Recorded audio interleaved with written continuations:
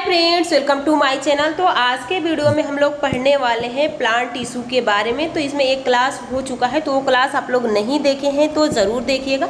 उस क्लास में हम लोगों ने इसको याद करने की कोशिश किए थे, तो ये अगर आप वो क्लास देखे होंगे तो याद भी हो चुका होगा, क्योंकि ये आप लोग का चैप्टर बायोलॉजी चैप्टर 2 यानी क्लास 9th बायोलॉजी चैप्टर 2 इस उत्तक टिश्यू का जो माइंड मैप था प्लांट टिश्यू से, वो आप लोग को वहाँ पे प्रोवाइड किया गया था। तो अगर आप उसको वीडियो को नहीं देखे हैं तो ज़रूर देखिएगा। इसका एक बार हम लोग रिवीजन करेंगे, उसके बाद इसके नेक्स्ट टॉपिक पे चलने वाले हैं। तो देखिए, उत्तक यानी उत्तक प्लांट उत्तक यानी जो एनिमल उत्तक अलग होता है और प्लांट उत्तक अलग होता है, यानी पादप उत्तक और जंतु उत्तक। तो यहाँ पे पूछा जाता है कि हिस्टोलॉजी किसका अध्ययन है, तो यहाँ पे उत्तक का हो जाएगा, और साइटोलॉजी किसका अध्ययन है, तो यहाँ पे सेल का हो जाता है।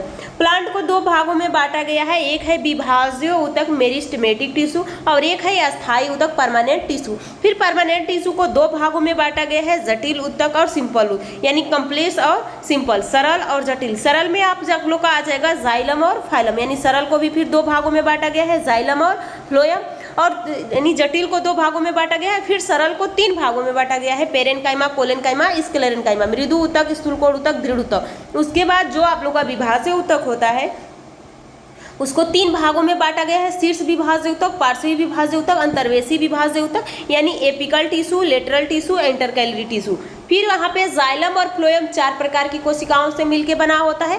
तो जाइलम का वाहिनिकाएं, वाहिका, जाइलम तंतु और जाइलम मृदु तक। उसी तरह से फ्लोएम का भी होता है चालनी नलिकाएं, सह कोशिकाएं, फ्लोएम तंतु, फ्लोएम मृदु तक। उसके बाद जो मृदु तक होता है उसका दो भाग होता है, एक होता है कोलेरेनकाइमा और एक होता है एरेनकाइमा। देखिए, कोलेनकाइमा अलग होता है, कोलेरेनकाइमा अलग होता है। कोलेरेनकाइमा में क्लोरोफिल पाया जाता है जिससे कि कुछ भोजन बना सकता है, और एरेनकाइमा प्लांट को जो पानी जलीय पौधे होते हैं उनको तैरने में मदद करता है।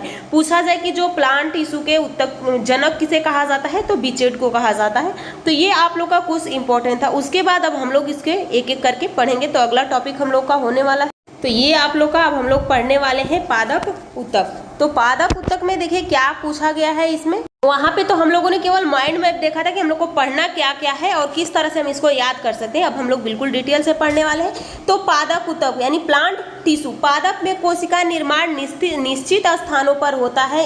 इन वर्धन भागों में होने वाले कोशिका विभाजन के फलस्वरूप विभिन्न प्रकार की कोशिकाओं का निर्माण होता है, विभिन्न उत्तकों का निर्माण होता है। पादप के शरीर में उपस्थित विभिन्न अंग और अंग तंत्र भी उत्तक में निर्मित होते हैं। पादप में पाए जाने वाले उत्तकों को विकास के आधार पर निम्न प्रकार से वर्गीकृत किया गया है। अगला टॉपिक देखिए इसमें क्या है, किस तरह से इसको, तो यहाँ पे देखिए यही फ्लो चार्ट मैंने आप लोग को बनवाया था, जो कि आप लोग को याद करने के लिए बोला गया था और मैंने खुद याद कराई थी। तो अगर आप वो वीडियो पहली वीडियो देखे होंगे तो आपको याद हो गया होगा, और नहीं भी देखें तो इसको देख के कोशिश कीजिएगा कि ये याद हो जाए। कम से कम उस चैप्टर का माइंड मैप तो याद होना चाहिए ना, कि हाँ इसमें हमें क्या क्या पढ़ना है। तो देखिए यहाँ पे क्या था, पादप उत्तक था, दो भागों में बांटा गया था, मेरिस्टेमेटिक और परमानेंट, यानी विभाज्य उत्तक, अस्थायी उत्तक। अस्थायी उत्तक को दो भागों में बांटा गया था, सरल और जटिल। सरल में आप लोग का हो जाता है पेरेनकाइमा, कोलेनकाइमा, स्क्लेरेनकाइमा। जटिल में हो जाएगा जाइलम और फ्लोएम। उसके बाद विभाज्य उत्तक में शीर्ष विभाज्य उत्तक, पार्श्वी विभाज्य उत्तक और अंतर्वेशी विभाज्य उत्तक। आगे देखिए इसमें अब एक एक करके हम लोग पढ़ने वाले हैं। तो पहले हम लोग पढ़ने वाले हैं विभाज्य उत्तक, मेरिस्टेमेटिक टिश्यू। तो विभाज्य उत्तक ऐसी कोशिकाओं का समूह है जिनमें बार बार विभाजन करने की क्षमता होती है। विभाज्य उत्तक नाम ही क्यों रखा गया कि ये कोशिकाएं हमेशा विभाजन होती रहेगी। जैसे कि आप देहात से बिलोंग करते हैं, तो आप जब दातुन के लिए कोई पेड़ का तना तोड़ते हैं तो फिर देखेंगे कि वहां से एक तना निकल गया होता है। किसके कारण? वो विभाज्य उत्तक के कारण ही ऐसा हो पाता है। इस उत्तक की कोशिकाएं अंडाकार हो सकती है, बहुभुज हो सकती है। यहाँ पे देखिए यह अवयस्क जीवित कोशिकाओं द्वारा निर्मित होती है। तो अगर आप किसी कंपटीशन की तैयारी कर रहे हैं तो वहाँ पे ये पूछा जा सकता है कि विभाज्य उत्तक कैसे उत्तकों से निर्मित होती है। तो ये निर्मित हो जाती है यहाँ पे आप लोग का जीवित उत्तक से। अगला देखिए, पादप में विशेष स्थान पर उपस्थित कोशिकाओं के वे समूह जिनके कोशिकाओं में सतत विभाजन की क्षमता होती है उसे विभाज्य उत्तक कहते हैं। इनमें विभाजन से ही अस्थायी उत्तक का निर्माण होता है। तो यहाँ पे पूछा जाए कि जो अस्थायी उत्तक है उसका निर्माण किससे होता है, तो विभाज्य उत्तक से ही उसका निर्माण हो जाता है। तो वही कहा गया है कि अस्थायी उत्तक का भी निर्माण इसी से होता है। पादप में कुछ वृद्धि क्षेत्रों के उपस्थित का एक क्रियाकलाप द्वारा जानेंगे। तो यहाँ क्रियाकलाप यहाँ पे अगला देखिए, देखिए यहाँ पे बताएगा कि कितने प्रकार का होता है विभाज्य ऊतक, कितने प्रकार का है। तो विभाज्य ऊतक की कोशिकाएं पादप में कुछ विशेष स्थानों तक ही सीमित रहती है, अतः ये वे स्थान है जो कोशिका विभाजन द्वारा पादप शरीर में कुछ नए कोशिकाएं जोड़ते रहते हैं।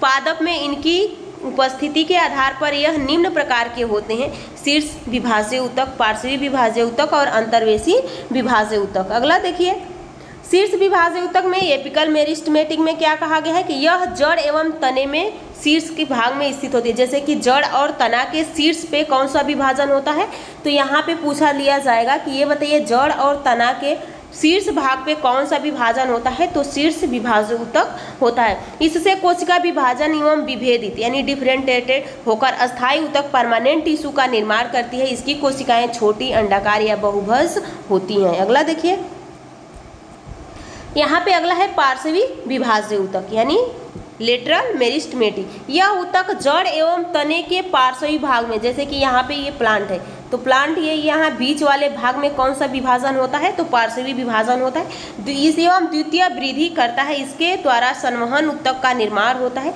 जो भोजन संवहन का कार्य करता है। संवहन ऊतकों के कारण ही तने की चौड़ाई में वृद्धि होती है। यहाँ पे देखिए एक फिगर आप लोग को दिखाया गया है, तो यहाँ पे देख सकते हैं कि शीर्ष विभाज्य ऊतक शीर्ष पे हो रहा है। यहाँ पे इंटरकैलिनियन यानी अंतर कोशिकीय विभाज्य ऊतक होता है। संवहनीय कैम्बियन पाया जाता है, कार्य कैम्बियन पाया जाता है। ये दोनों किसका भाग होता है, पार्श्वी विभाज्य ऊतक का भाग होता है। अगला है अंतर्वेशी विभाज्य ऊतक। यह ऊतक अस्थायी ऊतक के बीच बीच में उपस्थित होता है। ये पत्तियों के आधार पर टहनी के पर्व के दोनों ओर पाए जाते हैं। यह वृद्धि करके अस्थायी ऊतक में परिवर्तित हो जाते हैं। तो यहाँ पे आप देख सकते हैं कि जो मेरिस्टेमेटिक यानी इंटरकैलरी मेरिस्टेमेटिक है, यहाँ पे विभाजन यानी बीचों बीच जो टहनियाँ होती हैं उसके पास होता है। कुछ इसका लाभ देखिए कि इसका लाभ क्या है, तो विभाज्य ऊतक की विशेषताएं क्या है, तो विभाज्य ऊतक की कुछ निम्नलिखित विशेषताएं हैं। तो देखिए इनमें कोशिका द्रव्य अधिक होता है, इनकी कोशिका छोटी होती है, पतली भित्ति वाली होती है और इनके मध्य अंतरकोशिकीय स्थान नहीं होता है। तो विभाज्य ऊतक के मध्य में अंतरकोशिकीय स्थान नहीं होता है। ये सदैव विभाजन द्वारा नए अस्थायी ऊतक की विभिन्न प्रकार की कोशिकाओं का निर्माण करती हैं। इन कोशिकाओं में केंद्रक अपेक्षाकृत बड़ा होता है, रसधानियाँ कम होती या छोटी अनुपस्थित होती है। तो पूछ लिया जाता है कि मेरिस्टेमेटिक जो विभाज्य ऊतक है इसमें रसधानियाँ होती है कि नहीं होती है, तो नहीं होती है, होती भी तो बहुत छोटी होती है। आगे देखिए, अगला है विभाज्य ऊतक की विशेषताएं ये लो, और अगला है अस्थायी ऊतक। तो आज की वीडियो हम लोग यहीं पे समाप्त करेंगे। नेक्स्ट वीडियो में हम लोग पढ़ने वाले